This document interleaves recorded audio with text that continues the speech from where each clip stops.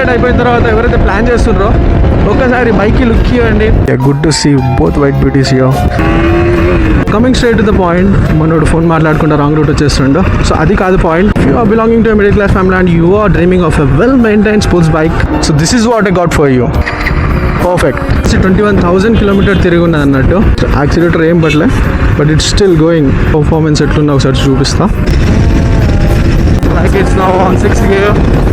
So చూసుకున్నారు కదా, bike is in obviously butter smooth condition. దీనికి స్పెషల్ ఏంటంటే ఈ హ్యాండిల్ ఏంటంటే 250 హ్యాండిల్. బండి అయితే 200 cc, 2023 రిజిస్టర్డ్. సో ఆన్ చేసి పెడతా.